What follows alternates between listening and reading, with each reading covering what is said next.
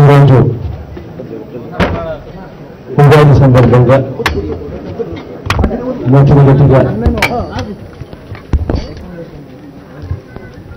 తెలుగు ప్రజలందరికీ కూడా ఉగాది సందర్భంగా శుభాకాంక్షలతో మొదలుపెడుతున్నాను.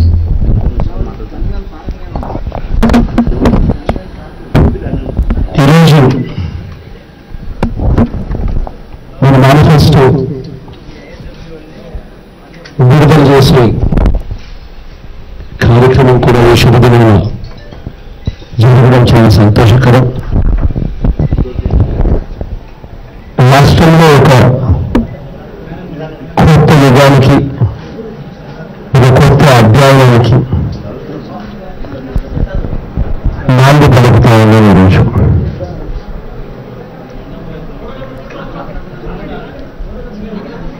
మేనిఫెస్టో అంటే ఏమిటి అన్నది మొట్టమొదటిగా నేను చెప్పాలి. ప్రతి పార్టీ ఎన్నికలు వచ్చేసరికి ఒక మేనిఫెస్టో అని చెప్పి ఒక బుక్లెట్, ఒక పేపర్ రిలీజ్ చేయడము, ఆ బుక్లెట్లో వందల పేపర్లు పెట్టడం, ప్రతి కులానికి ఒక పేజీ పెట్టి ఆ బుక్లో పొందుపరచడం, ఆ తర్వాత జరిగింది ఏమిటి అన్నది ఒకసారి గమనించాల్సిన అవసరం ఉంది. ఈరోజు చంద్రబాబు నాయుడు గారి మేనిఫెస్టో గురించి కూడా రెండు మాటలు మాట్లాడక తప్పని పరిస్థితి. ఎందుకనంటే మేనిఫెస్టో అన్నది ఒక సీక్రెట్ డాక్యుమెంట్. ప్రతి పార్టీకి కూడా ఫలానిది మేము చేస్తాము అని చెప్పి ప్రజల చేత ఓట్లు వేయించుకోకముందు ఒక మేనిఫెస్టో, ఒక ఎన్నికల ప్రణాళిక అని చెప్పి రిలీజ్ చేసి ఓట్లు ప్రజలతో వేయించుకున్న తర్వాత ఆ మేనిఫెస్టోలో చెప్పిన అంశాలను ఆ ప్రభుత్వం చెయ్యకపోతే ఆ ప్రభుత్వం మోసం చేసినట్టు కాదా అన్నది ప్రతి ఒక్కరం కూడా ఆలోచన చేసుకోవాల్సిన అవసరం ఉంది. ఎన్నికల్లో గెలవడం కోసం ఒక మేనిఫెస్టో అని చెప్పి ఒక సుందరమైన పదం పెట్టి ఒక ఎన్నికల ప్రణాళిక అని చెప్పి ప్రజలను మోసం చేసే కార్యక్రమం జరగకూడదు.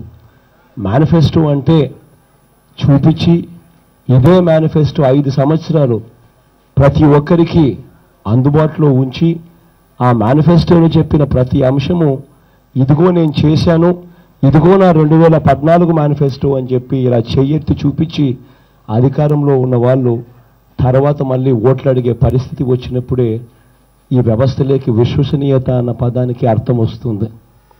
కానీ ఇవాళ నేను ఒక్కసారి మా మేనిఫెస్టో గురించి మేము చెప్పే ముందు ఒకసారి 2014లో చంద్రబాబు నాయుడు గారు రిలీజ్ చేసిన మేనిఫెస్టోను కూడా చూపించక తప్పదు. ఇది చంద్రబాబు నాయుడు గారు 2014లో ఆయన విడుదల చేసిన మేనిఫెస్టో. ఇంతలా బుక్ ఇచ్చాడు, ప్రతి కులానికి ఒక పేజీ కేటాయించాడు, దాదాపుగా 650 హామీలు ఇచ్చాడు. ఈ మేనిఫెస్టో ఇవాళ ఎక్కడ ఉంది అని చెప్పి తెలుగుదేశం పార్టీ వెబ్సైట్లోకి వెళ్ళి వెతికితే ఈ మేనిఫెస్టో కూడా కనపడకుండా మాయం చేశారు. కారణం, ఈ మేనిఫెస్టోలో ఉన్న పాయింట్లను ప్రజలు గమనిస్తే చంద్రబాబు నాయుడు గారిని చొక్కా పట్టుకుంటారేమో అని భయం.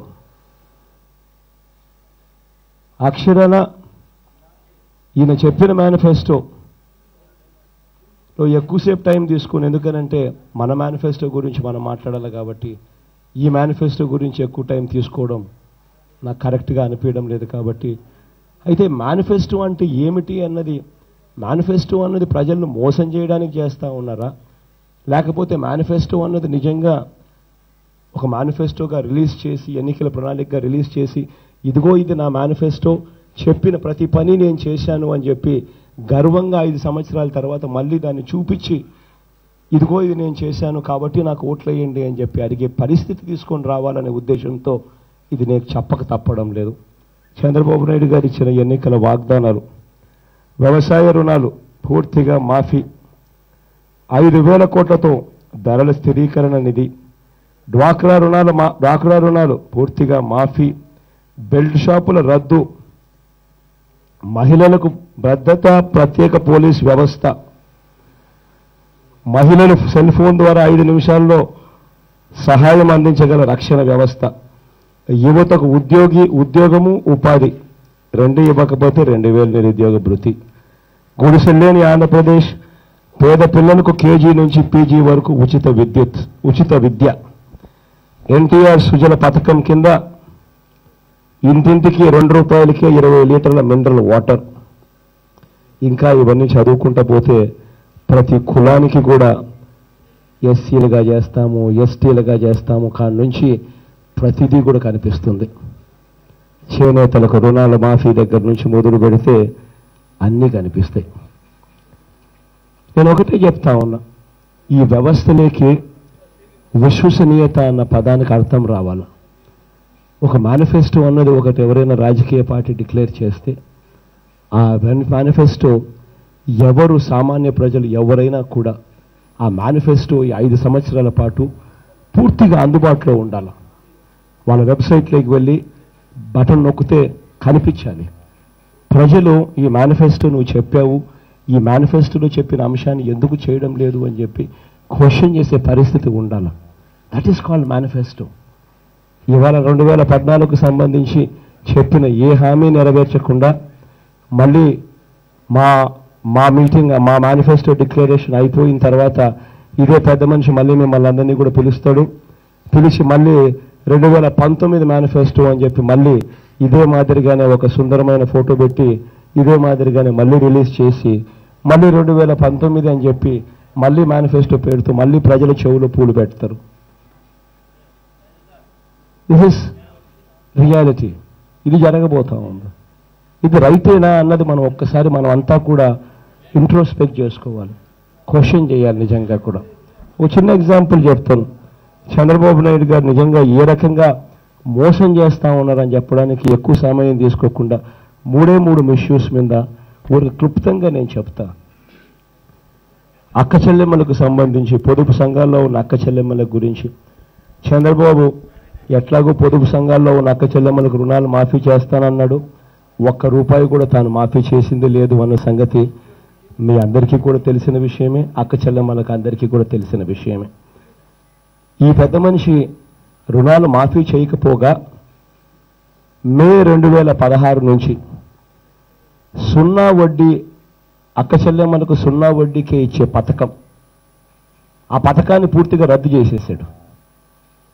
మే 2016 నుంచి గతంలో పొదుపు సంఘాల అక్క చెల్లెమ్మలకు 0 వడ్డీకే డబ్బులు ఇచ్చేవాళ్ళు. ఈయన మే 2016 నుంచి ఆ పథకాన్ని పూర్తిగా రద్దు చేసేసాడు. ఒకవైపున నిజం ఇదైతే ఈయన చేసిన మోసం ఒక్కసారి చూడమని అడుగుతా ఉన్నా. రామ్మా పుట్టమ్మా, కూర్చోగలిగితే కూర్చోతల్లి, కుర్చీ ఎక్కడైనా ఉంటే దాన్ని కృష్ణమోహన్ మీరు ఏమైనా లేసి బుట్టమని కూర్చోపెట్టారు. దామ్మా రాతలే. ఈ నూతన సంవత్సరం మీకు, మీ కుటుంబ సభ్యులకి, మీ శ్రేయోభిలాషులకి అందరికీ కూడా నూతన వెలుగులు తేవాలని, మీ అందరి జీవితాలు ఆనందదాయకంగా ఉండాలని, ఒక మీనింగ్ఫుల్ లైఫ్ ఉండాలని మనస్ఫూర్తిగా భగవంతుని ప్రార్థిస్తున్నా. అదే సమయంలో ఈ యొక్క రాబోయే 5 సంవత్సరాలకి తెలుగుదేశం పార్టీ ఎన్నికల మేనిఫెస్టో రిలీజ్ చేస్తున్నాం. ఈసారి ఎన్నికల మేనిఫెస్టోని మీ భవిష్యత్తు నా బాధ్యత, సమాజంలో ప్రతి ఒక్కరి భవిష్యత్తు తీర్చిదిద్దే బాధ్యత.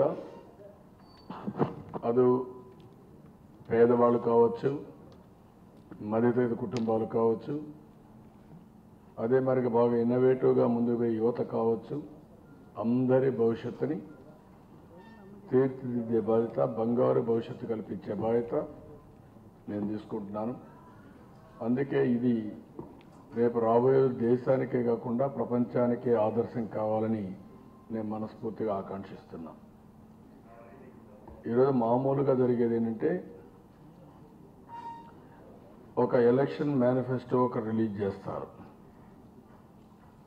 ఆ ఎలక్షన్ మేనిఫెస్టో కూడా మీరు ఒకసారి చూస్తే పోటీ పడతారు, అది చేస్తాం ఇది చేస్తాం అని. దాన్ని ఏ విధంగా చేస్తాం, ఎక్కడ వనరులు ఉన్నాయి, ఎవరు మాట్లాడరు. అందుకని ఎలక్షన్ మేనిఫెస్టో అనేది ఒక ఫార్స్గా తయారవుతా ఉంది.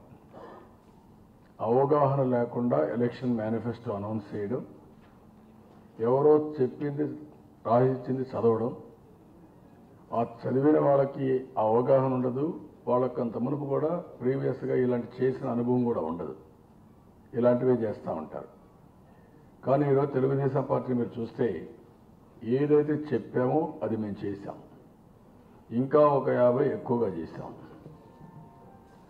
అందుకని 37 సంవత్సరాలు ప్రజాదరణ కలిగిన పార్టీ తెలుగుదేశం పార్టీ. 22 సంవత్సరాలు అధికారంలో ఉన్నాం, 15 ఏళ్ళు ప్రతిపక్షంలో ఉన్నాం. అది తెలుగుదేశం పార్టీ యొక్క విశ్వసనీయత, తెలుగుదేశం పార్టీ యొక్క ట్రాక్ రికార్డ్. ఇప్పుడు ట్రాక్ రికార్డ్ లేని వాళ్ళు బజార్లో పోతూ నేను అది చేస్తా ఇది చేస్తా అని చెప్తే దాన్ని ఏ విధంగా చేస్తామని ఆలోచించే పరిస్థితి కూడా లేకపోతే వీళ్ళు చేయగలిగింది ఏమీ లేదు. మొదటి నుంచి కూడా ఎన్టీఆర్ ఒక సిద్ధాంతపరంగా ముందుకు పోయారు. ఆ రోజు కమ్యూనిజం, క్యాపిటలిజం ఇవన్నీ ఉంటే ఆయన సిద్ధాంతం అడిగారు. ఆయన ఒకటే మాట చెప్పాడు, కరుడుగట్టిన సిద్ధాంతాలు నేను మాట్లాడడం లేదు, నా సిద్ధాంతం మీరు రాసుకోండి. సమాజమే దేవాలయం, పేదవాళ్లే దేవుళ్ళు. ఓన్లీ సింగిల్ వర్డ్లో చెప్పాడు మొత్తం సిద్ధాంతాన్ని. ఆ సిద్ధాంతం ఈరోజు రేపు భవిష్యత్తు కూడా మార్గదర్శి. అది చెప్పి ఆయన 2 రూపాయల కేజీ బియ్యం ఆహార భద్రత ఆ రోజు తీసుకొస్తే దేశం అంతా ఇప్పుడు ఆలోచిస్తున్నారు. అది చెప్పిన తర్వాత పక్కా ఇళ్ళు ఆ రోజు చెప్తే ఈరోజు దేశం అంతా ఆలోచిస్తున్నారు. రైతు సంక్షేమం కింద 50 రూపాయలు ఫర్ హెచ్పికి ఇస్తే ఇప్పుడు మనం మాట్లాడుతున్న ఫ్రీ పవర్ అని. ఇలాంటివన్నీ కూడా మీరు చూస్తే అన్నిటికీ నాంది పలికిన వ్యక్తి తెలుగుదేశం ఎన్టీఆర్, తెలుగుదేశం పార్టీ. ఈరోజు మారిన పరిస్థితులకు అనుగుణంగా నేను ఇచ్చింది ఏంటంటే పేదరికం లేని ఆరోగ్యకర ఆనందదాయక సమాజం ఏర్పాటు చేయడమే నా లక్ష్యం. అందుకే ఆర్థిక అసమానతలు తగ్గించే విధంగా, ప్రతి ఒక్కరిని ఆదుకునే విధంగా ఈరోజు నేను ముందుకు పోతున్నాను. గర్భిణీ స్త్రీ గర్భం దాల్చినప్పటి నుంచి మనిషి యొక్క చివరి దశ వరకు అన్ని దశల్లో ఆదుకుంటూ వాళ్ళకు చేయూతనిస్తూ ఎక్కడికక్కడ ముందుకు పోతున్నాం. ఈరోజు మీరు చూస్తే చాలామంది రాజశేఖర్ ఇదే మరి చెప్పాడు, కనీసం 30-40% అమలు చేయలే. కడాను తిరిగి మమ్మల్ని ఎగతాళి చేశారు. మేము అడిగినప్పుడు మీరు ఎన్ని మాట్లాడుతున్నారో, 5 ఏళ్ళుగా నాకు మ్యాండేట్ ఇచ్చింది, ఇప్పుడు 3 ఏళ్ళు అయింది, 4 ఏళ్ళు అయింది, చూద్దామండి అని ఎగతాళి చేసి ఎదురుదాడి చేసి తప్పించుకున్నాడు తప్ప ఏం చేయలేదు. అటు కాకుండా మేము చెప్పినట్టే కాకుండా ఇంకా 50% ఎక్కువ చేశాం, ఒక 50-60 దాకా ఎక్కువ చేశాం. దానికి కారణం మా కమిట్మెంటు. 2004-14 ఒక చీకటి దశాబ్దం. అది రైతులు, మహిళలు, యువత అందరూ ఇబ్బంది పడిన రోజులు. కరెంటు 2004లో సర్ప్లస్ కరెంట్ ఉంటే 2014లో 22.5 మిలియన్ యూనిట్లు కరెంటు కొరత. వ్యవసాయం మొత్తం భ్రష్టు పట్టింది. రాత్రిలో పడిగాపులు, నా పాదయాత్ర పోయినప్పుడు పడిగాపులు కాస్తూ 12 గంటలకు ఒక ఇంజనీర్ కుర్రవాడు, ఇప్పుడు కూడా నాకు జ్ఞాపకం, అక్కడ భోగి మంట వేసుకొని ఉన్నాడు జనవరిలో. నేను అక్కడ పోయి మాట్లాడాను. ఏం తమ్ముడు నువ్వు వచ్చావన్నాను. సార్ హాలిడేస్లో వచ్చాను, మా నాన్న ఎవ్రీడే వచ్చి పడిగాపులు కాసేవాడు, కనీసం నేను ఇంటికి వచ్చి మా నాన్న రుణం తీర్చుకోవడం కోసం నేనే వచ్చి ఇక్కడ పంప్ సెట్ ఇక్కడ కాపలా కాస్తున్నాను, భయంగా ఉంది. ఇక్కడ పాములు గరిచి చనిపోయారని పేపర్లో వస్తూ ఉంది, కరెంట్ షాక్ కొట్టి చనిపోయారని వస్తూ ఉంది, భయం ఉంది. అయినా కూడా నా తండ్రి రుణం తీర్చుకోవాలి, అందుకు నేను వచ్చాను చెప్పిన రోజులు. అదే మరిగా almost all small scale industry పెట్టిన పెట్టుబడులన్నీ వెళ్ళిపోయి అన్ఎంప్లాయ్మెంటే కాదు మొత్తం దివాలా తీసిన రోజులు అవి. ఇలాంటి చీకటి రోజులు ఒకటి రెండు కాదు, 24,000 మంది రైతులు ఆత్మహత్య చేసుకున్నారు. 4,000 మంది కరెంట్ షాక్తో చనిపోయారు. పాము కాట్లకు 4,000 మంది చనిపోయారు. అక్కడి నుంచి ప్రారంభమైంది. ఈరోజు డే టైం కరెంట్ ఇవ్వగలుగుతున్నాం. అదే మాదిరిగా రైతులు క్రాప్ హాలిడే డిక్లేర్ చేశారు. పోలీస్ స్టేషన్లో ఎరువుల డిస్ట్రిబ్యూషన్. ఎందుకంటే షాపుల్లో ఎరువులు అమ్మలేక రైతులంతా వచ్చి దాడులు చేస్తూ ఉంటే పోలీస్ స్టేషన్లో పెట్టి పోలీస్ స్టేషన్లో ఎన్ని వదిలిపెడతా ఉంటే ఆ పోలీస్ స్టేషన్లో కనీసం వాళ్ళు యూరినల్స్ పోవాలంటే మళ్ళీ ఎవడొచ్చి కూర్చుంటాడు అనేసి చెప్పులు పెట్టి క్యూ లైన్లో యూరినల్స్ ఉపయోగించి మళ్ళీ పడుకున్న రోజులు. ఆడే పడుకున్నారు, రాత్రిలో పడుకున్న రోజులు. పోలీసులు ఒక లాఠీ దెబ్బ కొట్టి ఒక బస్తా ఎరువు ఇచ్చారు. ఇంత దారుణంగా జరిగినటువంటి రోజులు ఎందుకు జ్ఞాపకం చేస్తున్నానంటే గడచిన రోజులు కూడా రాష్ట్ర ప్రజానికి ఒకసారి నెమరు వేసుకోవాలి. నేను ఇక్కడ రేపల్లి నుంచి పాదయాత్ర వస్తూ ఉంటే అవనిగడ్డ కూలిపోయిన రోజులు ఆటోల్లో, కొన్ని దగ్గర మైళ్ళు తరబడి డ్రింకింగ్ వాటర్ మోసిన పరిస్థితి, కరెంటు లేక ఇవన్నీ ఇన్ని సమస్యలతో అతలాకుతలమైన సమాజాన్ని ఒక సుస్థిరతకు దారితీశాం. ఈరోజు నేను నీళ్లు మోస్తున్ననే సమస్య లేదు, నేను ఉద్యోగానికి ఎక్కడికో పోవాలి ఉపాధికి అనే సమస్య లేదు, ఏ స్మాల్ స్కేల్ ఇండస్ట్రీ సిక్ అవుతుందని భయమే లేదు, ఏ రైతు కూడా కరెంటు రాదని ఆలోచన లేదు. That is the biggest achievement we are able to do. Crop holiday సమస్య లేదు. ఈరోజు ఒకే ఒక రాష్ట్రం 125% రైతుల ఆదాయం పెంచాం. Not 1 or 2%, 128%. మోడీ రెండింతల ఆదాయం చేస్తానని, రెట్టింపు ఆదాయం చేస్తానని 20 ఏళ్ళు పడుతుంది. ఆయన చేసే 2.5% వ్యవసాయ అభివృద్ధి గ్రోత్ రేట్. దానికి అదనంగా 24,500 కోట్ల రూపాయలు రుణమాఫీ చేశాం, ఎక్కడికక్కడ ఇచ్చాం. ఈరోజు 24,500 కోట్ల రుణమాఫీ ఇచ్చాం. 4th and 5th ఇన్స్టాల్మెంట్స్ బ్యాంకులో వేస్తున్నాం. బిఫోర్ ఎలక్షన్స్ నేను చెప్పిన మాట నిలబెట్టుకున్నాను. నాకు ఎన్ని కష్టాలున్నా, ఎన్ని ఇబ్బందులున్నా కష్టపడ్డాను, ఆదాయం సంపాదించాం, మళ్ళీ తిరిగి వాళ్ళకి కట్టాం, వడ్డీతో సహా కట్టి ఈ ప్రభుత్వం యొక్క చిత్తశుద్ధి నిరూపించుకున్నాం. ఎవరు సహకరించినా ఎవరు సహకరించకపోయినా. ఇప్పుడు అన్నదాత సుఖీభవ తీసుకొచ్చాం. 15,000 రూపాయలు 10,000 రూపాయలు కట్టాం. అదే మరిగా రైతులందరికీ ఏం చేయాలో అవన్నీ వర్కౌట్ చేస్తున్నాం. ఇవన్నీ మనం చూసిన తర్వాత దేశమంతా ఆందోళన. కడాన ప్రధానమంత్రి నరేంద్ర మోడీ పైన రైతులందరూ కలిసి ఇండిపెండెంట్గా వేస్తాం, మా రైతులు నాశనం చేశాడు, వ్యవసాయ సంక్షోభానికి ఈయనే కారణం అని చెప్పేసే పరిస్థితి. తెలంగాణలో రైతులంతా ఎంపీ కవిత పైన ఇండిపెండెంట్గా పోటీ చేసే పరిస్థితి. ఇక్కడ నేను గర్వంగా చెప్పగలుగుతున్నా, ఇక్కడ రైతులు నేను ఆదుకున్నా. 11% ఈరోజు అభివృద్ధి సాధించగలిగాం, వాళ్ళకు ఒక దారి చూపించగలిగాం, వ్యవసాయాన్ని సుస్థిర తీసుకొచ్చాం, ఇప్పుడు లాభసాటిగా తీసుకెళ్తాం. ఇంకొక పక్కన ఈరోజు మీరు ఒకసారి చూస్తే దేశంలో ఎక్కడా లేదు ఉమెన్ ఎంపవర్మెంట్. పసుపు కుంకుమ కానీ, వడ్డీ లేని రుణాలు కానీ, ఆ రోజు కడాన మైక్రో ఫైనాన్స్ కంపెనీలు వచ్చి వాళ్ళని వ్యవస్థ పెడతామంటే దాన్ని కూడా ఓవర్కమ్ అయ్యాం. అవన్నీ మనం చేయగలిగాం. ఈజ్ ఆఫ్ డూయింగ్ బిజినెస్ 3 సబ్మిట్లు, మొత్తం 16 లక్షల కోట్ల రూపాయలు యూజ్ చేసే ఎంఓయూలు, 30 లక్షల ఉద్యోగాలు వస్తాయి. ఎప్పుడైనా గడిచిన 10 సంవత్సరాల్లో ఒక్క పార్ట్నర్షిప్ సబ్మిట్ పెట్టారా? ఒక్క దగ్గరికి పోయి ఈ పెట్టుబడులు రావాలని కోరారా? తెలంగాణ ప్రభుత్వం ఇప్పటికైనా సరే ఎక్కడన్నా పోయి ఒక్కదెక్కడ మీరు రండి పెట్టుబడి పెట్టమని అడిగారా? ఎక్కడా లేదు. అది నూతన ఒరబడికి శ్రీకారం చుట్టాం. 3 సార్లు ఈజ్ ఆఫ్ డూయింగ్ బిజినెస్లో ఎవరు చేసినా we are number 1 as on today. IT రంగం బ్రహ్మాండంగా చేశాం. అదే మరి ఈరోజు విశాఖపట్నం నాలెడ్జ్ ఎకానమీ హబ్గా తయారవుతోంది. తిరుపతి మ్యానుఫ్యాక్చరింగ్ హబ్గా తయారవుతోంది. దేశంలో 36 లక్షల ఫోన్లు మనం తయారు చేస్తూ 5 ఫోన్లలో ఒక ఫోన్ మన రాష్ట్రంలో తయారు చేస్తున్నాం. దీన్ని లాజికల్గా తీసుకుపోయి I want take it up to 50% hardware and electronics ఇక్కడే తయారు చేసే పరిస్థితికి వస్తాం. ఈరోజు యువత నైపుణ్యం పెంచాం. మోస్ట్ ఎంప్లాయబుల్ స్కిల్స్లో వీఆర్ నెంబర్ 1. నెక్స్ట్ ఫేజ్లో we want to be number 1 in the world.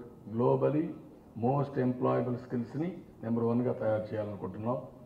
ఇది కూడా మనం శ్రీకారం చుట్టి ముందుకు పోయాం. అందుకే అంతవరకు 2,000 రూపాయలు నిరుద్యోగ వృద్ధి చేశాం. దాన్ని 3,000 రూపాయలు చేస్తాం.